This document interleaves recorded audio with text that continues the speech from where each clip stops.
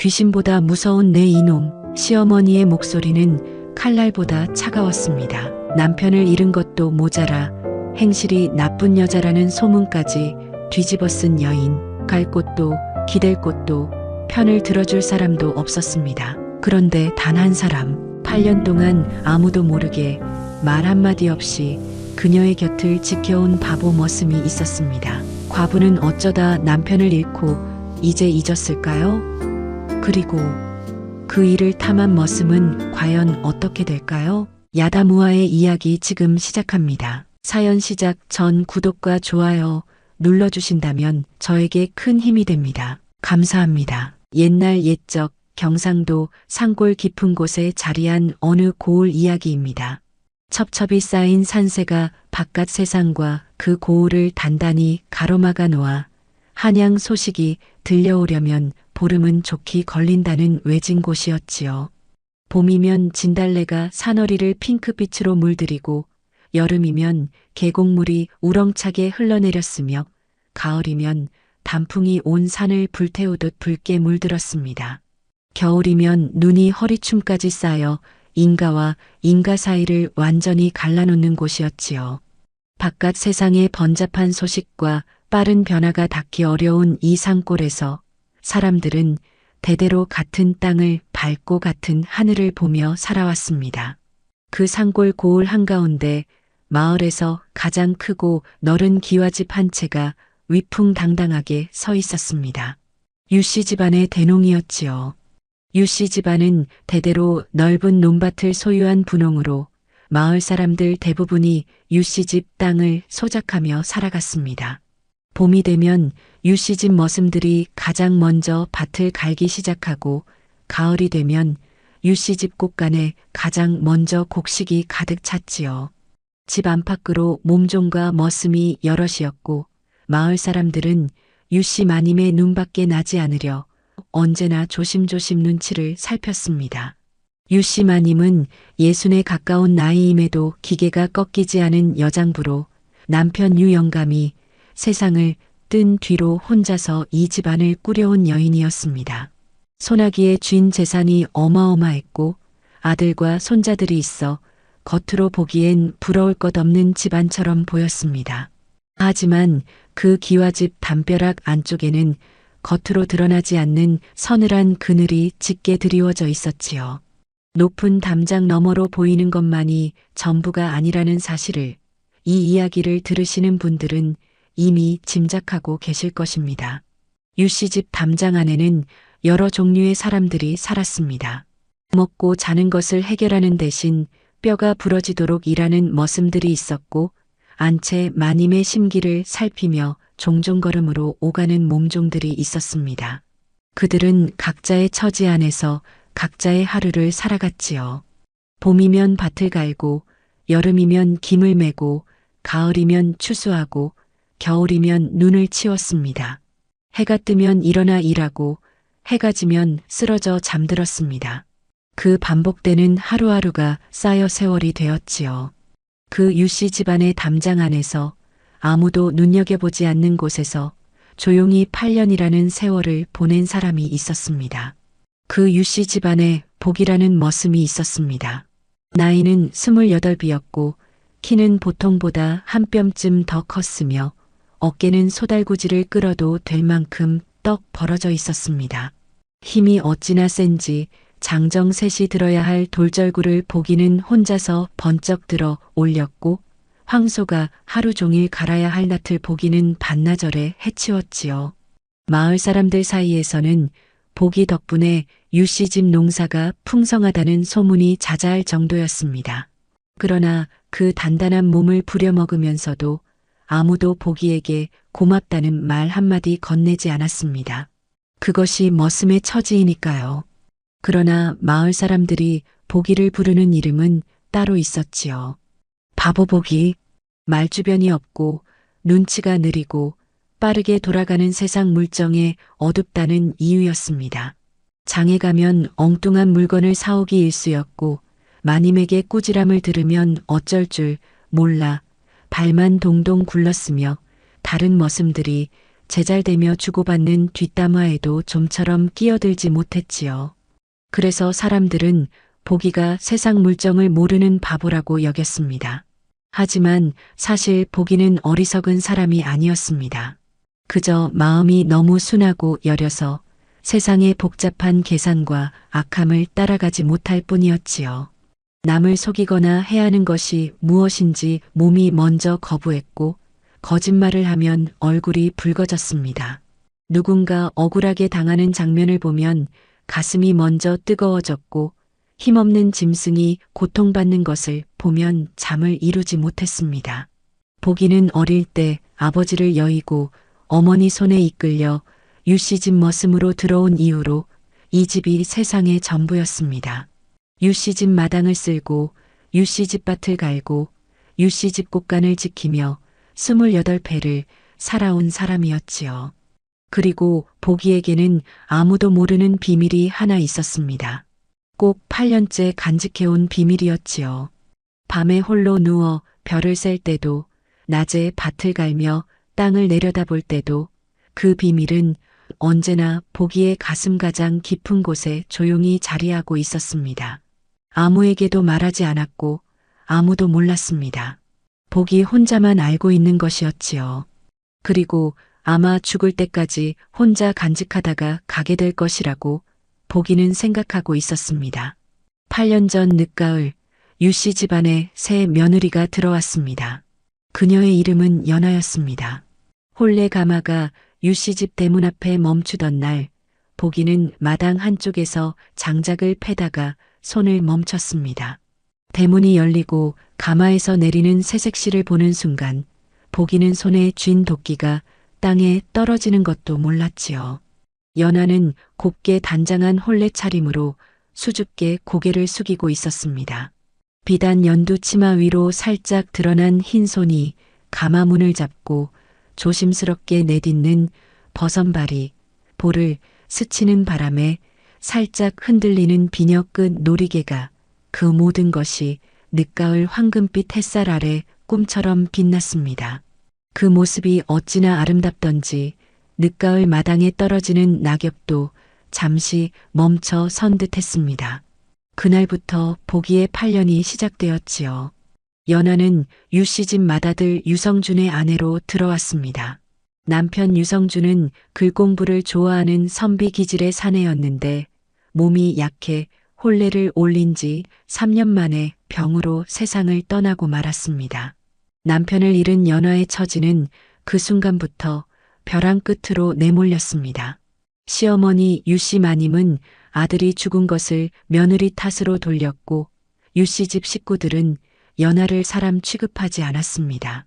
밥상은 늘 가장 마지막이었고 방은 창고 옆쪽 방이었으며 해야 할 일은 몸종보다 많았습니다. 연하는 매일 닭이 울기 전에 일어나야 했고 해가 저물어야 겨우 몸을 눕힐 수 있었습니다. 마을 사람들은 연하를 가엾게 여기면서도 유씨 마님의 눈이 무서워 선뜻 나서는 이가 없었습니다. 오직 보기만이 아무도 모르게 연하의 곁을 맴돌았습니다.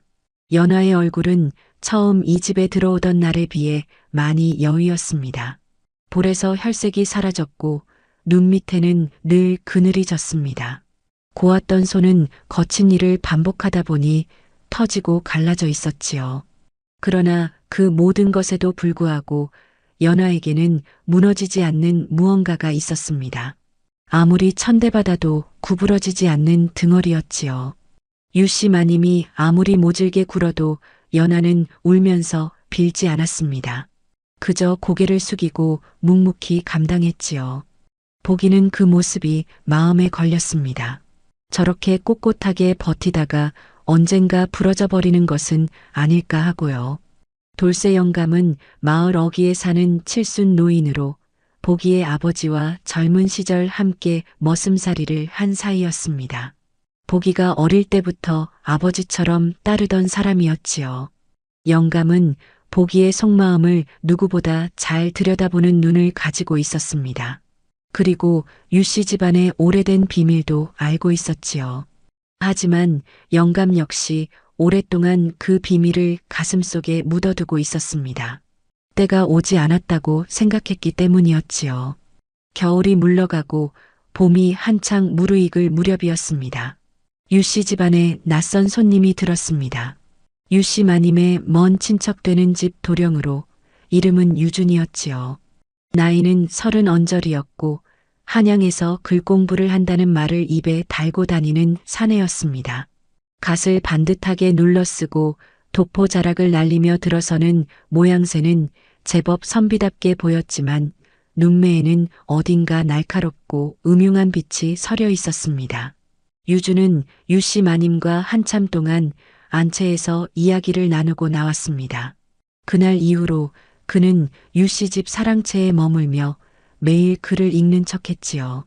서책을 펼쳐놓고 앉아있는 모양새는 그럴듯했지만 정작 눈은 마당 쪽을 향해 있는 경우가 많았습니다. 하지만 보기가 보기에 유준이 정말로 공을 들이는 것은 글이 아니었습니다. 연하를 향한 눈길이었지요.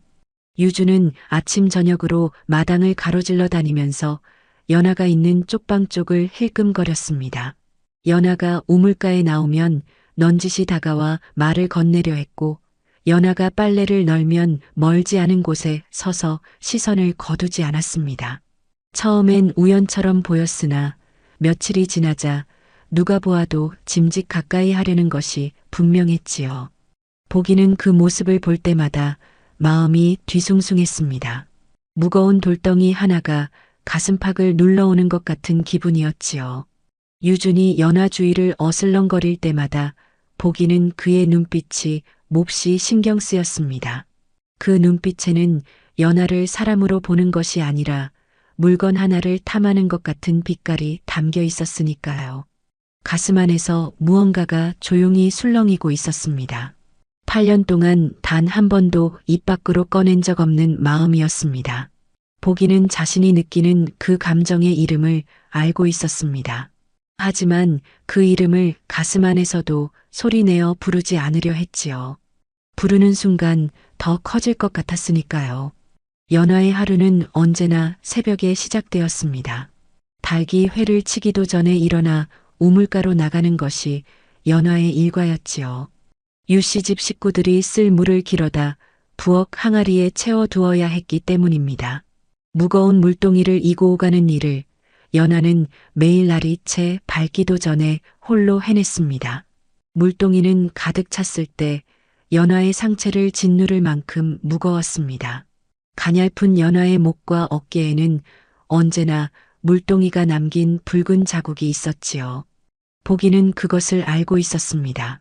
8년 동안 보아왔으니까요. 어느 날 보기는 마음을 정했습니다.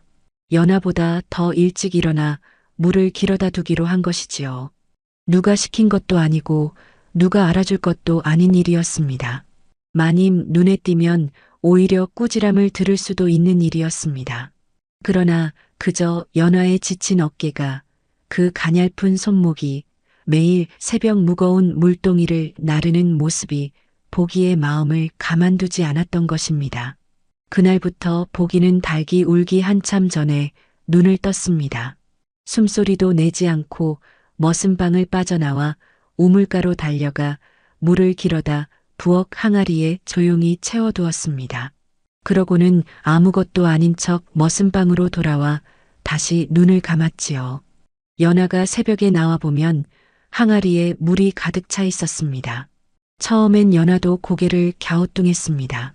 항아리가 저절로 채워질 리 없으니 분명 누군가 해두었을 것이라 생각했지요. 하지만 새벽 어스름 속에서 마당에 나오는 사람은 언제나 연하 혼자였습니다.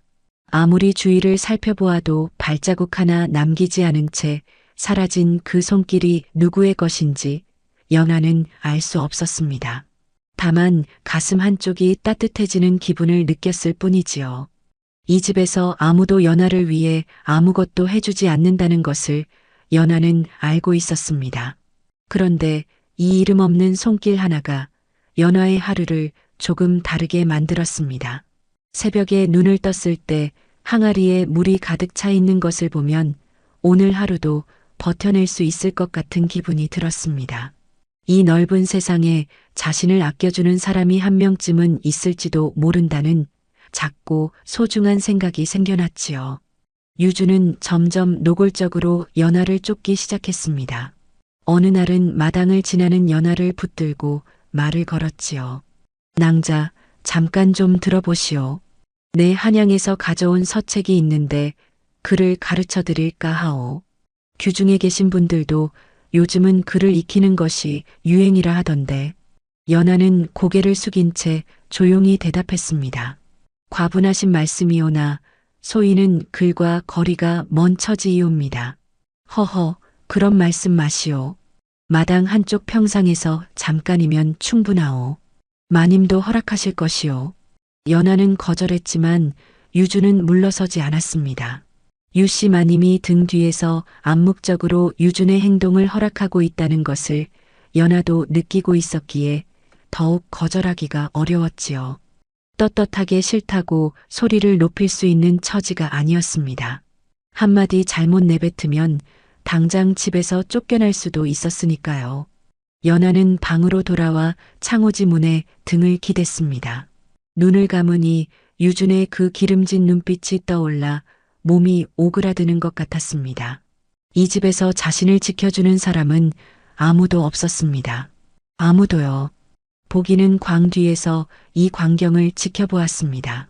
유준이 연하에게 가까이 다가설 때마다 보기의 손이 저절로 쥐어졌습니다. 손가락 마디가 하얗게 변할 만큼 꽉 쥔 주먹이었지요. 하지만 보기는 앞으로 나서지 못했습니다.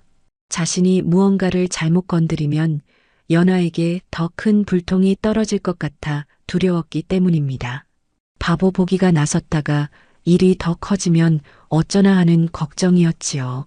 그날 밤 보기는 잠을 이루지 못했습니다.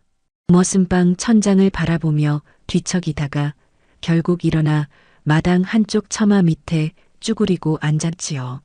밤하늘에 별이 가득했습니다. 산골 고을의 봄밤은 서늘하면서도 촉촉했고 어디선가 소쩍새가 울었습니다.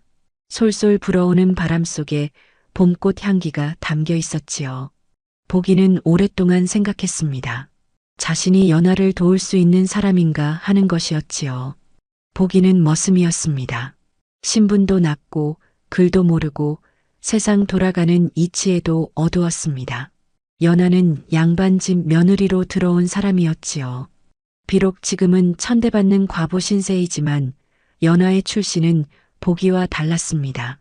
사람들은 보기를 바보라 불렀고 보기 스스로도 자신이 연하 앞에 서기에는 너무나 보잘것없는 존재라고 생각하고 있었습니다.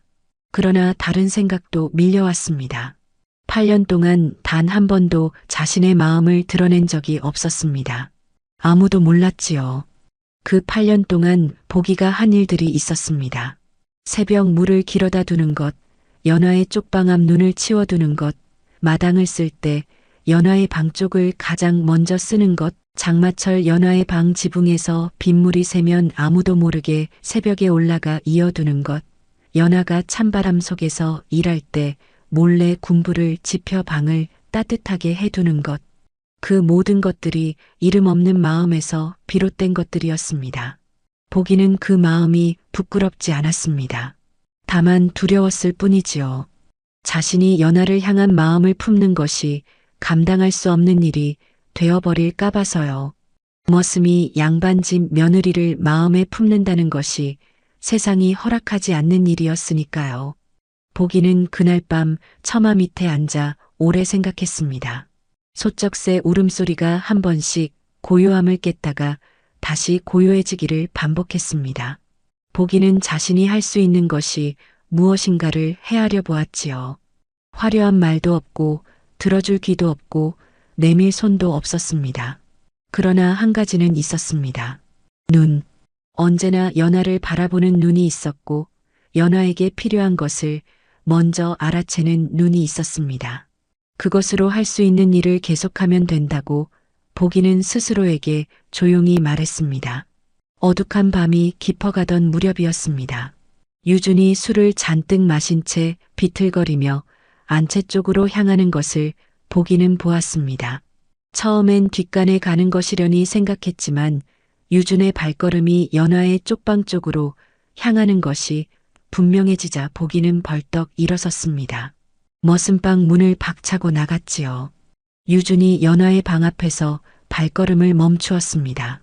방문을 두드리려는 손이 올라가던 바로 그 순간 보기가 그 앞에 섰습니다. 어디 가시오?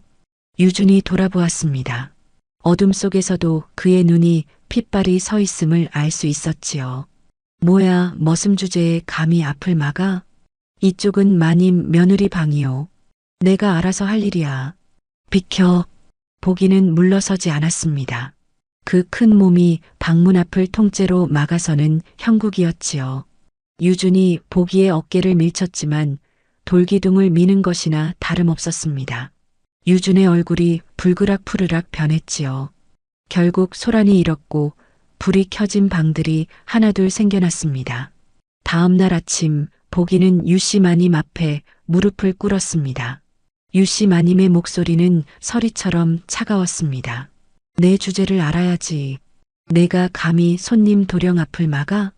이 집에서 먹고 자는 주제에 다음에 또 이런 짓을 했다간 당장 이 집에서 내쫓을 것이야. 보기는 고개를 들지 못했지만 마음속으로는 흔들리지 않았습니다. 뺨을 맞아도 후회가 없는 일이었습니다. 마님이 방으로 들어가고 나서도 보기는 한참 동안 마당에 앉아 있었습니다. 유준이 씩씩거리며 사랑채로 돌아가는 소리, 몸종들이 수군거리는 소리가 들렸습니다. 보기는 그 소리들을 듣고도 일어날 마음이 없었지요. 연화의 방에 불이 꺼져 있었습니다. 소란 속에서도 연화는 숨을 죽이고 있었을 것이었지요. 얼마나 두려웠을까 하는 생각이 들었습니다. 보기는 그 어둠 속에서 연화가 무사히 잠들기를 바랐습니다. 자신이 앞을 막아선 것이 잘한 일인지 아닌지는 몰라도 그 순간에는 그것 외에 달리 할 수 있는 것이 없었습니다. 마을 어기 느티나무 아래에 돌쇠 영감이 앉아 있었습니다. 봄 햇살이 따스하게 내려앉은 오후였지요. 영감은 낡은 지팡이를 무릎에 걸쳐놓고 먼 산을 바라보고 있었습니다. 보기가 심부름을 마치고 돌아가던 길에 영감의 모습이 눈에 들어왔습니다. 영감은 보기를 보자마자 손짓으로 옆에 앉으라 했습니다. 두 사람은 한동안 말없이 나란히 앉아 있었습니다. 느티나무 그늘이 시원했고 바람이 솔솔 불어왔습니다. 멀리 산에서 뻐꾸기 소리가 들렸지요. 그런 고요 속에서 먼저 입을 연 것은 돌쇠 영감이었습니다.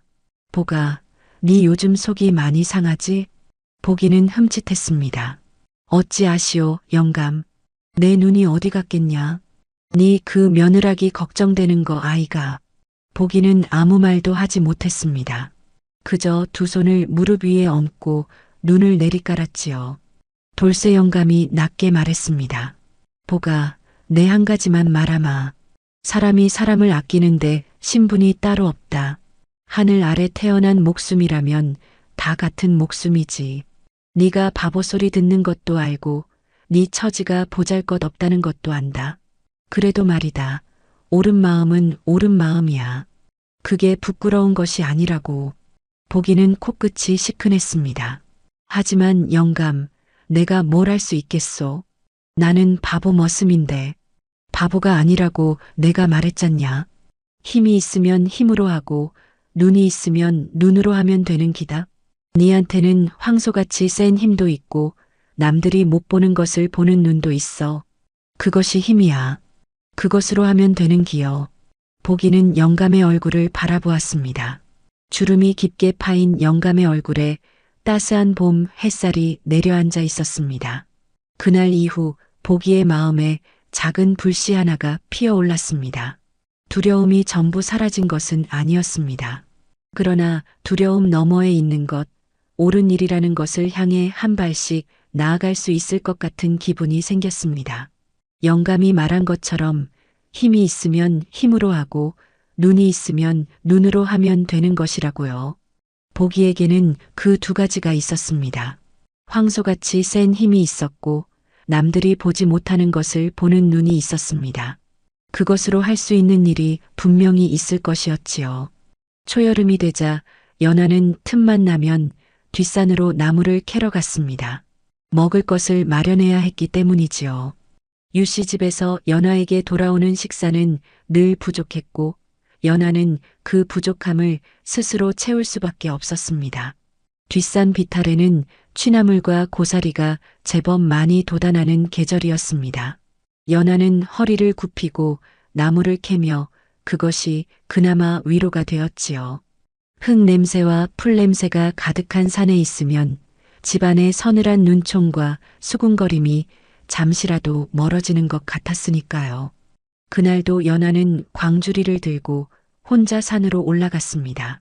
그런데 그만 바위 위 이끼를 밟고 발목을 삐끗하고 말았습니다. 발이 아파 일어설 수가 없었지요. 산길은 고요했고 해가 기울어 가는데 사방에 사람 그림자 하나 없었습니다. 연하는 입술을 깨물며 일어서려 했지만 발목이 허락하지 않았습니다. 이러다 날이 저물면 산에서 밤을 지새워야 하나 싶어 가슴이 서늘해졌지요. 그때 수풀을 헤치는 소리가 들렸습니다. 복이었습니다. 복이는 연하가 산으로 간 것을 알고 있었습니다. 늘 그랬듯이 멀리서 지켜보다가 해가 기울어도 연하가 내려오지 않자 걱정이 되어 산으로 올라온 것이지요. 마님 괜찮으시오? 복이는 나뭇가지를 짚고 앉아있는 연하를 보고는 황급히 무릎을 꿇었습니다. 발목을 다치셨구나. 올라타시오. 제가 모시고 내려가겠소. 연하는 잠시 망설였습니다. 하지만 혼자서는 도저히 내려갈 수 없는 처지였습니다. 연하는 복이의 등에 조심스럽게 올랐습니다. 복이는 단단한 두 발로 산길을 천천히 내려갔습니다. 발 아래 돌멩이 하나 밟지 않으려 조심조심 걸음을 옮겼지요. 연하는 복이의 등에서 처음으로 느꼈습니다. 이 사람의 등이 얼마나 넓고 따뜻한지를요. 이 집 어느 누구도 이렇게 진심 어린 온기를 전해준 사람이 없었다는 것을 깨달으며 연하의 눈가가 촉촉해졌습니다. 두 사람은 아무 말도 하지 않았습니다. 복이는 산길을 조심조심 내려가면서 연하가 흔들리지 않도록 온 힘을 다해 균형을 잡았습니다. 연하는 복이의 넓은 어깨에 조용히 얹혀가면서 이 사람이 누구인지를 비로소 다시 생각해 보았습니다. 8년을 같은 집에서 살았지만 지금까지 한 번도 제대로 바라본 적이 없었다는 것을 그제야 깨달았지요. 바보 복이, 그 이름 뒤에 어떤 사람이 있는지 연하는 알지 못했습니다. 그러나 이 넓고 따뜻한 등이 거짓말을 하지 않는다는 것만큼은 알 수 있었습니다. 며칠이 지난 늦은 밤이었습니다. 복이는 광 뒤에서 연장을 손보다가 안채 쪽에서 들려오는 낮은 목소리에 손을 멈췄습니다. 담벼락 너머로 유씨 마님과 유준의 목소리가 새어나오고 있었지요. 복이는 몸을 낮추고 숨을 죽였습니다. 유씨 마님의 목소리가 먼저 들렸습니다. 준도령, 이제 때가 된 것 같소? 그 여자를 이 집에서 내보낼 구실을 만들어야 해. 유준의 목소리가 뒤를 이었지요. 마님, 제가 이미 준비하고 있습니다. 며칠 안으로 일을 만들지요. 조용히 해야 해. 마을 사람들 보는 눈이 있으니까. 그 여자가 행실이 좋지 않다는 것이 자연스럽게 드러나도록 해야 해. 걱정 마십시오. 증인도 이미 손을 써두었습니다. 복이는 식은땀이 흘렀습니다. 연하를 모함하여 내쫓으려는 계획이 이미 구체적으로 진행되고 있었던 것입니다. 복이는 주먹을 쥐었습니다. 자신이 들은 것이 얼마나 위험한 것인지 이번만큼은 분명하게 알 수 있었습니다. 무언가를 해야 할 때가 왔다는 것을요. 복이는 그날 밤 잠을 이루지 못하고 하늘의 별을 세었습니다. 유씨 마님의 계략은 빠르게 움직였습니다. 며칠이 지나지 않아 마을에 소문이 돌기 시작했습니다. 유씨 집 과부 며느리가 밤에 몰래 남자를 들였다느니 행실이 바르지 못하다느니 하는 말들이었지요. 누가 먼저 퍼뜨렸는지 알 수 없었지만 소문은 물처럼 빠르게 고을 곳곳으로 번져나갔습니다. 마을 아낙네들은 장에서 우물가에서 수군거렸습니다. 처음엔 반신반의하던 사람들도 소문이 거듭될수록 사실로 받아들이기 시작했지요. 이것이 바로 소문의 무서움이었습니다. 아무리 억울해도 한번 퍼진 소문은 불에 번지는 불길처럼 그 앞에서는 속수무책이었습니다. 연하는 그 소문을 듣고 하늘이 무너지는 것 같았습니다. 억울했지요. 가슴이 터질 것 같이 억울했습니다. 하지만 아무것도 할 수 없었습니다. 해명을 하러 나서봤자 소문은 더 커질 것이고 유씨 마님이 등 뒤에서 이 모든 것을 조종하고 있다는 사실을 알기에 감히 대거리도 할 수 없었습니다. 연하는 밤에 쪽방에 홀로 앉아 생각했습니다. 이 집을 떠나는 것이 나을지도 모른다고요. 갈 곳이 없는 것은 알았습니다. 친정집은 이미 연하가 시집간 뒤로 연이 끊겼고 세상에 혼자 나선다는 것이 얼마나 험한 길인지 알고 있었습니다.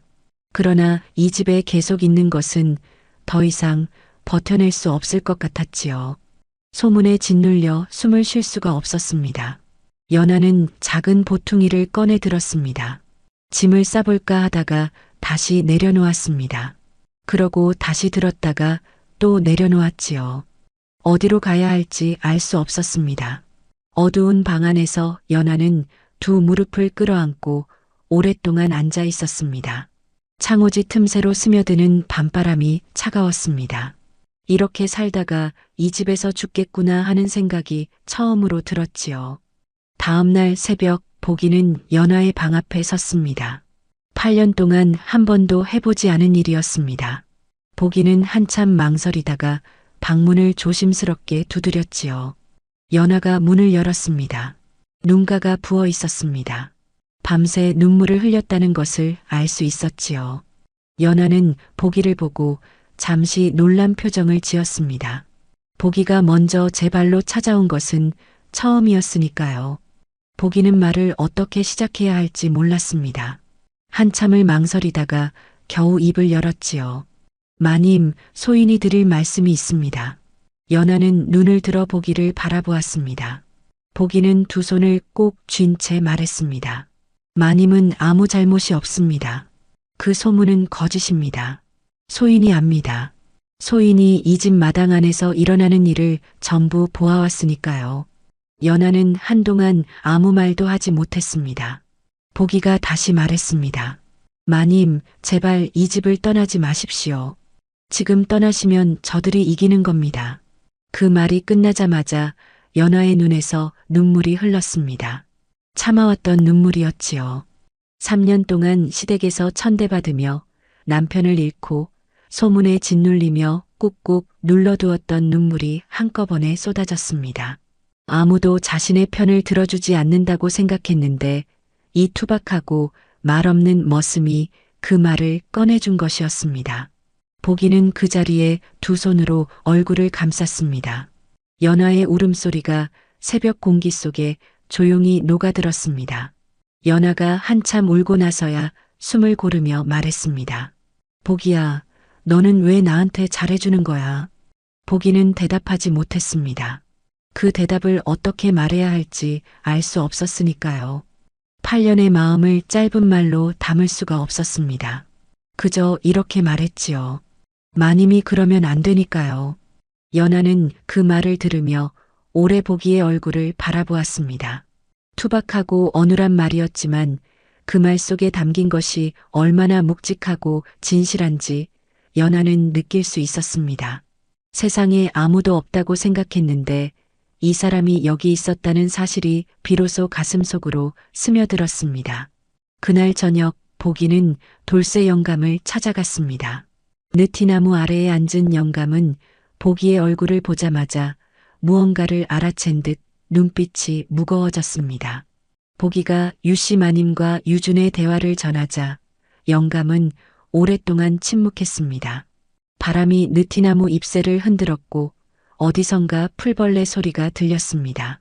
그러고는 낮고 무거운 목소리로 말을 꺼냈지요. 보가, 내가 오래 묻어두었던 말을 이제 해야 할 것 같다. 무슨 말씀이요, 영감? 유씨 집 맏아들, 그 며느라기 서방이 말이다. 그 사람이 정말 병으로 죽은 게 아닐지도 몰라. 보기는 그 자리에서 굳어버렸습니다. 그게 무슨 말씀이요? 3년 전 내가 직접 보았어. 유씨 마님이 어떤 사람과 만나는 것을. 그 사람은 약초를 다루는 자였는데 독이 되는 풀도 취급하는 자였지. 그 뒤 얼마 지나지 않아 맏아들이 갑자기 몸져 누웠고 그 달을 넘기지 못하고 죽었어. 내가 직접 보고도 오래 말하지 못하고 있었다. 보기에 두 손이 떨렸습니다. 영감, 그걸 왜 지금까지 말하지 않으셨소? 무서웠지. 유씨 마님 손이 얼마나 긴지 아냐? 이 마을에서 그 손에 닿지 않은 곳이 없어. 내가 입을 열었다가는 내 목숨도 어찌 될지 몰랐으니까. 그런데 이제 그 며느라기마저 쫓아내려 한다면 내가 더 이상 모른 척할 수 없지.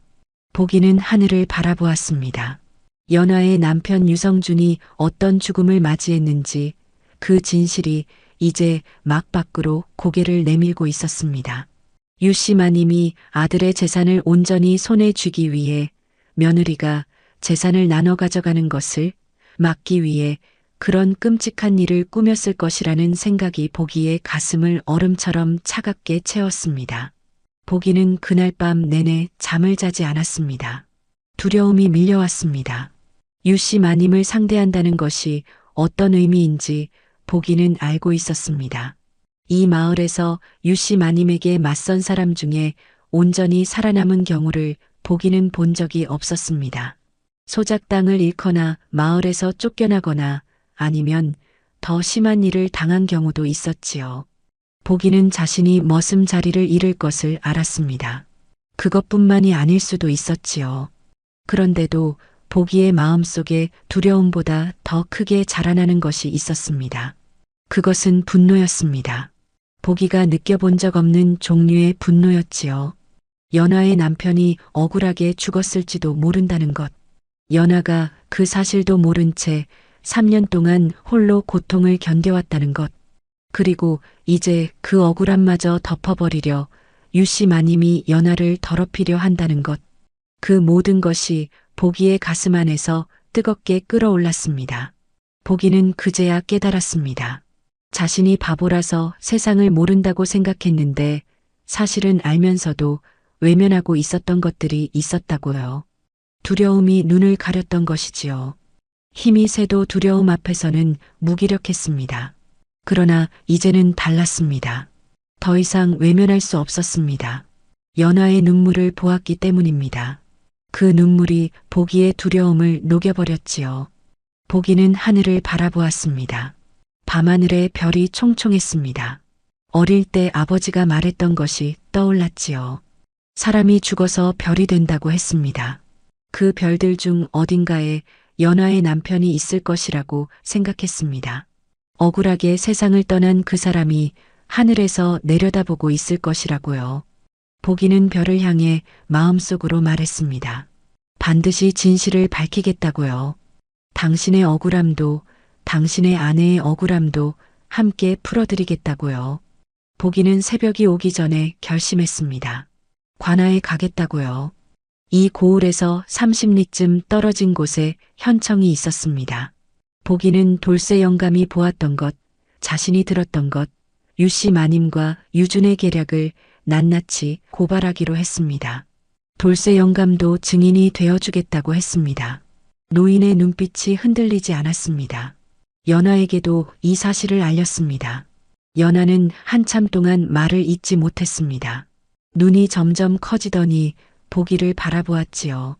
보기, 너 그랬다가는 이 집에서 쫓겨난다. 유씨 마님이 가만두지 않을 거야. 보기는 담담하게 대답했습니다. 압니다. 그래도 할 거야? 네. 왜? 보기는 잠시 연하를 바라보았습니다. 8년 동안 단 한 번도 눈을 마주친 적이 없었는데 그날은 눈을 피하지 않았습니다. 마님이 억울하시니까요. 그것이 전부였습니다. 보기는 날이 밝자마자 현청을 향해 길을 떠났습니다. 30리 길을 맨발로 걷다시피 달려갔지요. 봄 햇살이 산등성이를 타고 흘러내리는 아침이었습니다. 발바닥이 아파도 보기는 멈추지 않았습니다. 사흘 뒤 관아의 포졸 넷이 유씨 집 대문 앞에 나타났습니다. 유씨 마님은 처음엔 위세를 부렸습니다. 이게 무슨 일이오? 내가 네 집 사람인 줄 알고 감히 여기를 들이닥치는 거요. 포졸이 대답했습니다. 현감나리의 명이요. 고발장이 들어왔습니다. 유씨 마님의 얼굴빛이 굳었습니다. 그때 보기가 포졸 뒤에서 걸어 나왔습니다. 유씨 마님은 보기를 보자마자 두 눈이 이글거렸지요. 이 못난 것이 감히 너 따위가. 보기는 고개를 숙이지 않았습니다. 8년 동안 고개를 숙이며 살아온 사람이었지만 그날만큼은 두 눈을 들고 똑바로 앞을 바라보았습니다. 유준이 나서서 보기를 가리키며 소리쳤습니다. 저 머슴이 도둑질을 해서 제가 혼을 냈더니 앙심을 품고 거짓 고발을 한 것입니다. 저자의 말은 믿을 것이 못 돼요. 그때 돌쇠 영감이 지팡이를 짚고 나섰습니다. 영감 뒤를 따라 마을 사람 몇이 더 나왔습니다. 그동안 유씨 마님의 눈치를 보느라 입을 다물었던 사람들이었지요. 보기가 관아에 가던 날 돌쇠 영감은 조용히 마을을 돌며 증인이 되어줄 사람들을 모았던 것입니다. 혼자였다면 두려웠겠지만 여럿이 뭉치자 용기가 생겼지요. 영감이 말했습니다. 내가 3년 전에 본 것을 말하겠소. 유씨 마님의 눈빛이 처음으로 흔들렸습니다. 보기는 그 눈빛이 흔들리는 것을 보았습니다. 그 눈빛 안에서 두려움을 보았지요. 세상을 제 손아귀에 쥐고 살아왔던 유씨 마님이 처음으로 두려워하는 얼굴을 보이고 있었습니다. 보기는 그것을 보며 자신이 잘못 판단한 것이 아니었다는 것을 알았습니다. 진실은 반드시 드러난다는 것을요. 현감 앞에서 진술이 이어지는 동안 유씨 마님의 계략이 하나씩 풀려나갔습니다. 돌쇠 영감의 증언과 마을 사람들의 진술이 겹쳐지면서 유씨 마님이 아들 유성준의 재산을 온전히 손에 쥐기 위해 아들의 죽음을 도모했다는 사실이 드러났습니다. 아들이 죽으면 며느리가 재산의 일부를 가져갈 것을 두려워한 유씨 마님이 유준과 짜고 연하를 모함하여 빈손으로 내쫓으려 했다는 것도 밝혀졌지요. 소문을 퍼뜨린 것도 마을 사람들을 매수하여 거짓 증인으로 세우려 한 것도 모두 유씨 마님의 손에서 나온 일이었습니다. 연하의 억울함이 세상에 드러나는 순간이었습니다. 유씨 마님은 두 손을 붙들린 채 현청으로 끌려갔습니다. 유준도 함께였습니다. 오랫동안 담벼락 안에 쌓여있던 어둠이 봄 햇살 아래 낱낱이 드러나는 순간이었지요. 마당에 서 있던 몸종들과 머슴들이 넋을 잃고 그 장면을 바라보았습니다. 연하는 마당 한쪽에 서서 그 모든 장면을 바라보았습니다. 아무 말도 할 수 없었습니다. 새 동안의 억울함이 남편의 죽음에 얽힌 진실이 이제야 밝혀졌다는 사실이 실감나지 않았습니다. 눈물이 흘렀는지 어땠는지도 몰랐습니다. 그저 가슴이 텅 비어버린 것 같은 기분이었지요. 보기는 멀찍이 서서 연하를 바라보았습니다. 목이 메어 아무 말도 할 수 없었지만 연하 곁에 있어주고 싶었습니다. 연하는 한참 후에야 보기가 자신의 곁에 서 있다는 것을 알았습니다. 돌아보니 보기가 먼 곳을 보는 것 같으면서도 연하에게서 눈을 떼지 않고 있었지요. 연하는 그 눈빛을 보았습니다. 8년 동안 저 뒤에 있었던 그 눈빛을요. 언제나 거기 있었는데 연하는 미처 알아채지 못했던 것이었습니다. 보기야. 보기가 대답했습니다. 네, 마님. 고마워. 이번엔 두 글자가 아니었습니다. 그 두 글자 안에 담긴 것이 훨씬 많았습니다. 8년치의 고마움이었지요. 모든 것이 정리된 봄날 오후였습니다. 연하는 유씨 집을 떠날 준비를 했습니다. 가진 것이 별로 없었습니다. 보퉁이 하나의 옷가지를 챙기는 것이 전부였지요. 3년 동안 이 집에서 살았지만 연하의 이름으로 남은 것은 아무것도 없었습니다. 마당을 가로질러 나가려는데 대문 앞에 보기가 서 있었습니다. 두 사람은 한동안 말없이 서로를 바라보았습니다. 봄바람이 두 사람 사이를 천천히 지나갔지요. 보기가 먼저 말했습니다. 어디 가실 데가 있으시오? 연하는 천천히 고개를 저었습니다. 없어요. 보기는 잠시 망설였습니다. 그러고는 말했지요. 돌쇠 영감이 알기로 이 마을 위쪽으로 1시간쯤 가면 빈 초가 하나가 있답니다.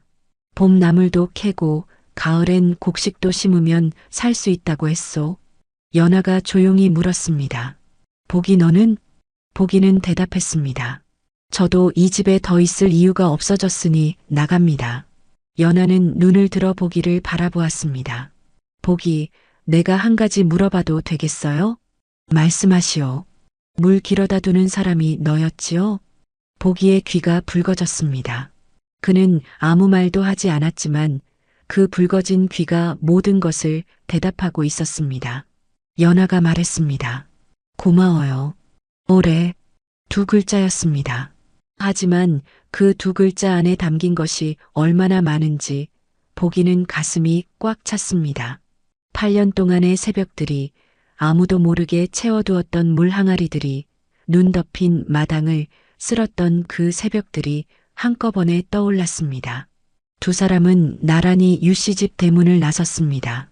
돌쇠 영감이 느티나무 아래에서 두 사람을 바라보며 빙그레 웃고 있었습니다. 봄바람이 산등성이를 타고 내려오더니 두 사람의 옷자락을 살며시 흔들었지요. 산 위에서는 뻐꾸기가 울고 길가에는 노란 민들레가 가득 피어 있었습니다. 영감이 보기에게 말했습니다. 잘했다, 보가. 보기는 아무 말도 하지 않았지만 눈가가 붉어졌습니다. 칭찬이라는 것을 들어본 적이 별로 없었기 때문입니다. 연하는 그 모습을 바라보며 마음이 따뜻해졌습니다.